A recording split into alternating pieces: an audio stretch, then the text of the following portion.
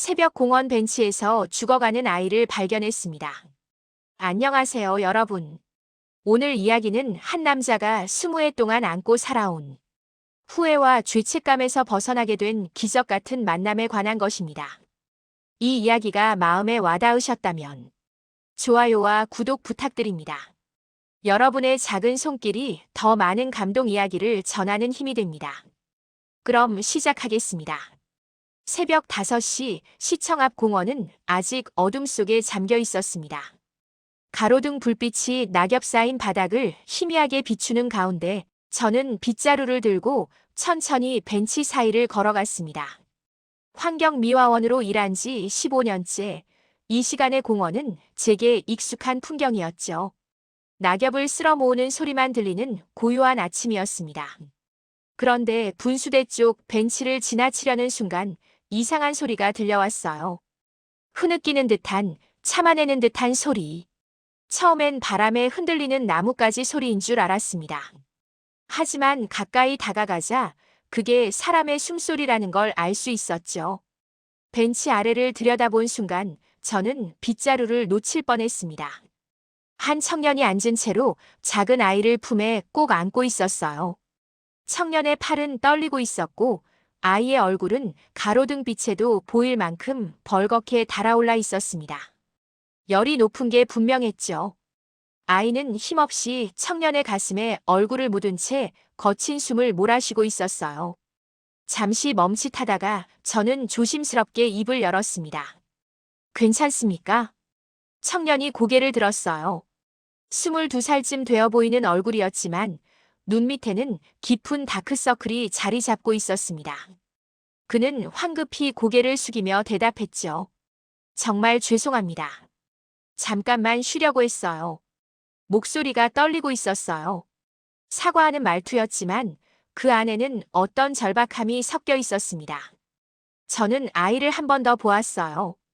아이의 이마에서는 땀이 흘러내리고 있었고 작은 입술은 바짝 마른 상태였죠. 아이가 많이 아파 보이는데요. 청년은 아이를 끌어안으며 고개를 끄덕였습니다.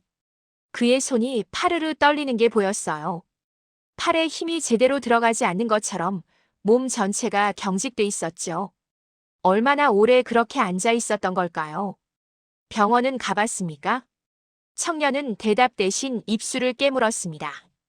그 침묵이 모든 걸 말해주고 있었죠. 저는 가까이 다가가 쪼그려 앉았어요. 아이의 얼굴을 자세히 보니 뺨이 움푹 들어가 있었고 눈꺼풀이 파르르 떨리고 있었습니다. 제 가슴 한쪽이 철렁 내려앉았어요. 이 광경이, 이 순간이 낯설지 않았습니다.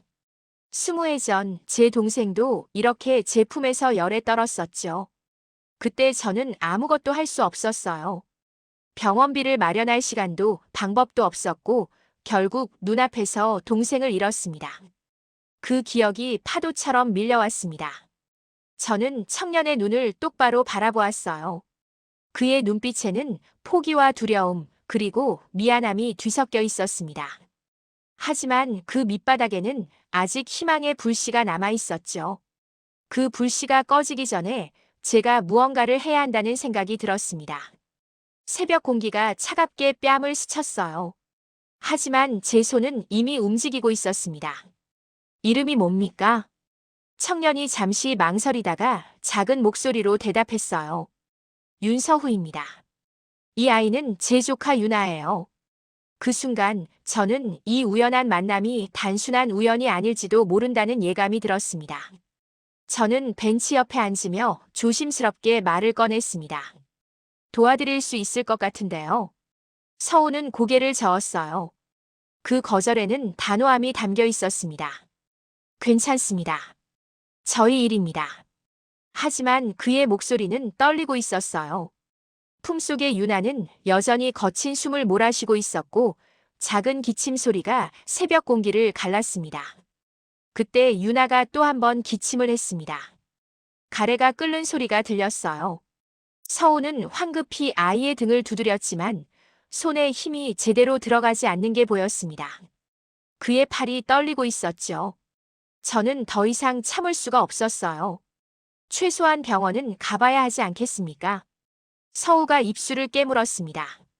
한참을 망설이던 그가 드디어 입을 열었어요. 누나가 몇 달 전에 이 아이만 두고 떠났습니다. 목소리가 가라앉아 있었어요. 저는 아무 말 없이 그의 말을 기다렸습니다. 연락도 안 됩니다. 어디 있는지도 모르겠어요. 처음엔 곧 돌아올 줄 알았는데 이제는 돌아오지 않을 것 같습니다. 서우는 유나의 머리를 쓰다듬으며 계속 말했어요. 그는 대학을 중퇴하고 택배 상하차와 배달 아르바이트를 전전했다고 했습니다. 유나를 맡길 곳이 없어서 일주일 전부터는 아이를 업고 배달을 다녔죠. 아이가 울면 골목 구석에서 달래고 또 배달을 나갔습니다. 어제 일입니다. 서우의 손이 주머니를 더듬었어요. 하지만 거기엔 아무것도 없었죠. 유나 천식약을 잃어버렸습니다. 어디서 떨어뜨렸는지 찾을 수가 없었어요. 게다가 배달하다 넘어져서 오토바이도 고장났습니다. 수리비만 30만 원인데 병원비까지 내면 이번 달 월세를 못 낼 것 같습니다. 서우는 고개를 숙였어요. 그의 어깨가 축 처져 있었습니다. 22살 청년이 감당하기엔 너무 무거운 짐이었죠. 유나가 다시 기침을 했습니다. 이번에는 더 심했어요. 작은 몸이 경련하듯 떨렸고 숨소리가 거칠어졌습니다. 서우는 당황해서 아이를 꼭 껴안았지만 기침은 멈추지 않았어요. 저는 본능적으로 손을 뻗었습니다. 제가 안아봐도 되겠습니까? 서우가 놀란 눈으로 저를 쳐다봤지만 곧 천천히 고개를 끄덕였습니다. 저는 조심스럽게 유나를 제 품으로 옮겼어요. 아이는 놀라울 정도로 가벼웠습니다. 3살배기 치고는 너무 가벼웠죠. 유나는 잠시 긴장했다가 곧 제 가슴에 얼굴을 묻었어요. 작고 뜨거운 숨이 제 목덜미에 닿았습니다. 그 순간 20회 전 기억이 칼처럼 가슴을 찔렀습니다.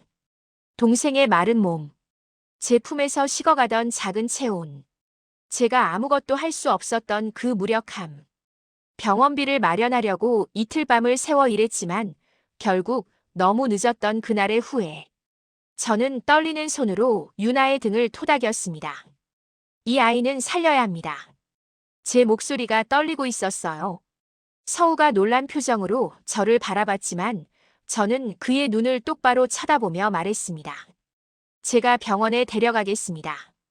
그러니 서우 씨는 일 보러 가세요. 새벽 공원에 침묵이 흘렀습니다. 하지만 이번에는 그 침묵 속에서 무언가가 움직이기 시작했습니다.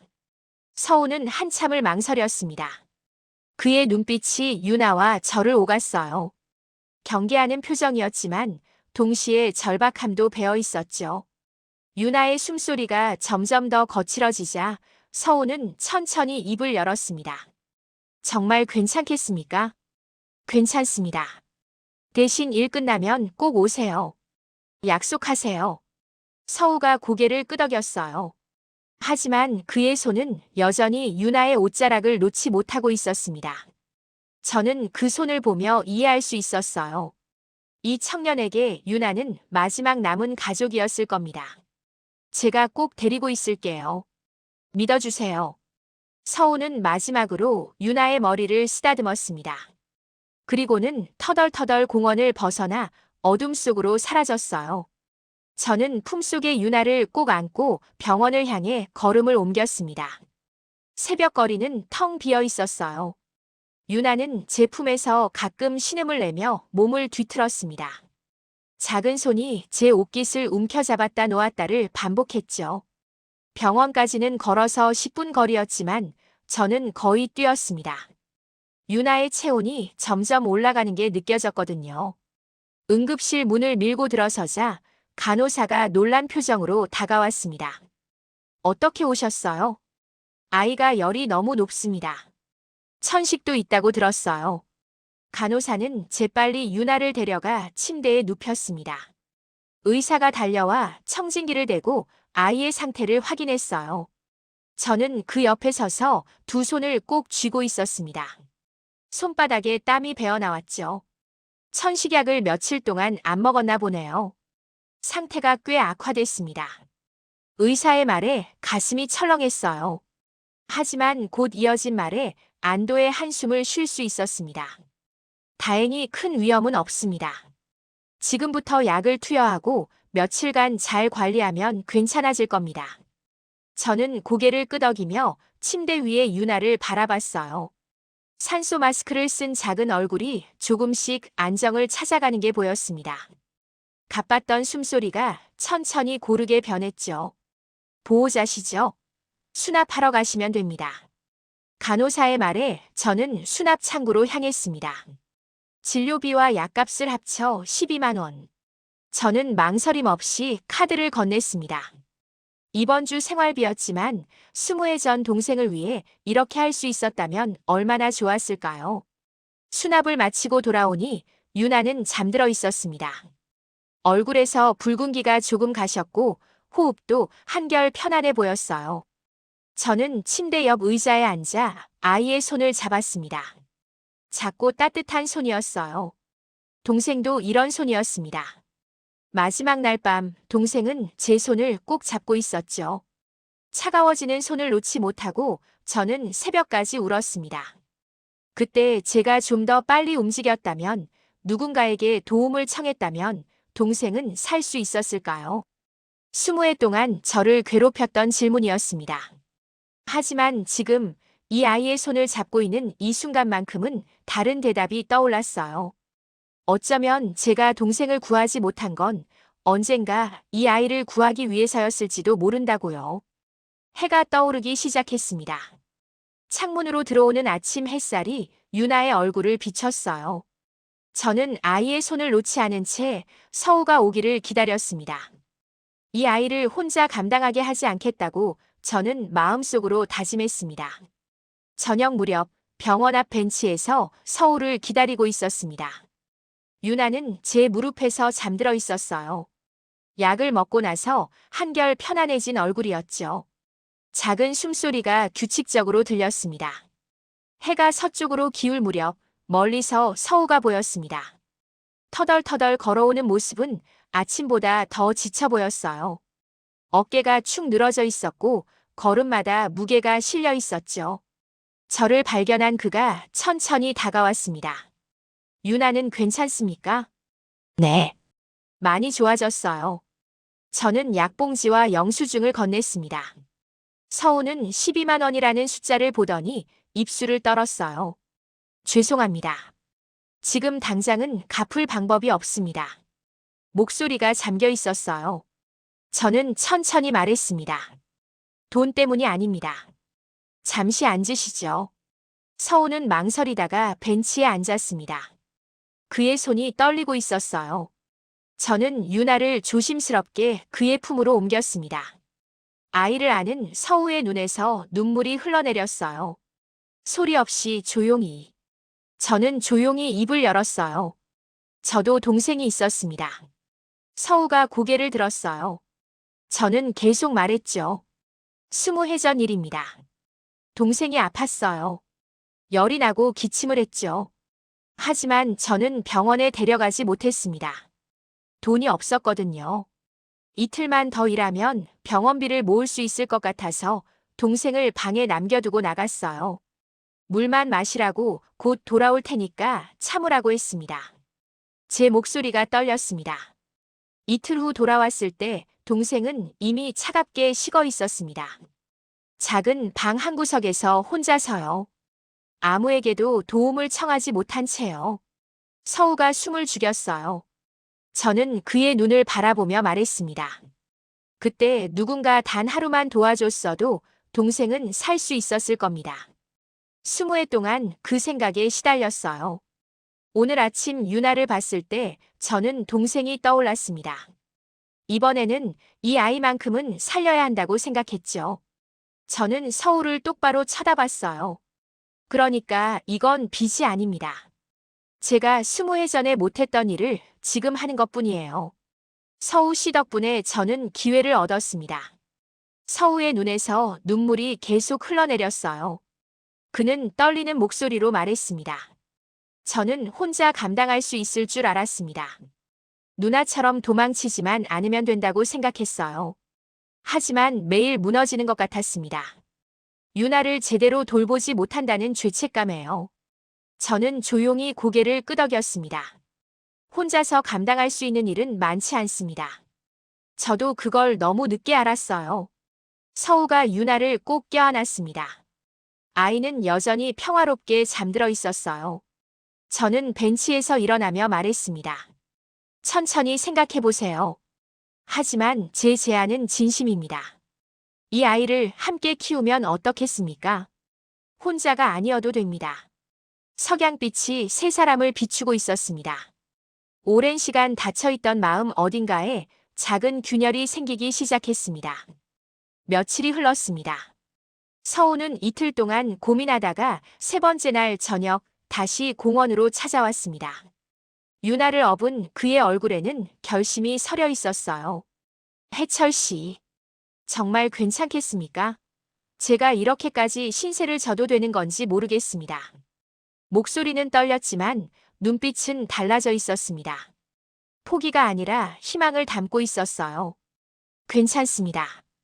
아니, 괜찮은 게 아니라 제가 원하는 일입니다. 저는 서우의 등에서 유나를 내려 제 품에 안았어요. 아이는 제게도 익숙해진 듯 순순히 안겼습니다. 그날 이후 우리는 천천히 함께하는 법을 배워갔습니다. 처음엔 어색했어요. 하지만 유나가 다리 역할을 해주었습니다. 아이를 중심으로 우리는 자연스럽게 가족이 되어갔죠. 제 원룸은 좁았지만 유나를 위한 공간을 마련했어요. 작은 매트리스와 이불, 몇 가지 장난감. 서우가 퇴근할 때까지 제가 아이를 돌봤습니다. 새벽 일을 마치면 공원을 산책하고 점심때면 함께 밥을 먹었죠. 유나는 생각보다 순한 아이였어요. 처음엔 낯을 가렸지만 곧 제게 미소를 보이기 시작했습니다. 이름을 부르면 고개를 돌렸고 품에 안기면 작은 손으로 제 얼굴을 만졌어요. 어느 날 저녁 서우가 일을 마치고 돌아왔습니다. 유나는 제 무릎에서 그림책을 보고 있었죠. 문이 열리자 아이가 환하게 웃으며 손을 뻗었어요. 이모부. 서우는 피곤한 얼굴이었지만 아이를 보자 미소가 번졌습니다. 저는 그 모습을 보며 가슴 한편이 따뜻해지는 걸 느꼈어요. 며칠 후 저는 서우에게 말했습니다. 법적으로 유나의 보호자를 정해야 할 것 같습니다. 병원이나 어린이집에서 필요할 테니까요. 서우는 잠시 망설이다가 고개를 끄덕였어요. 제가 공동 보호자가 될 수 있을까요? 혼자서는 자신이 없습니다. 저는 서우의 눈을 바라봤습니다. 그 눈에는 더 이상 혼자 감당하겠다는 고집이 없었어요. 대신 함께하겠다는 의지가 담겨 있었죠. 그게 좋겠습니다. 서우의 누나를 찾으려 했지만 여전히 연락이 닿지 않았습니다. 우리는 임시 보호 절차를 밟기로 했죠. 그 과정에서 우리는 많은 이야기를 나눴습니다.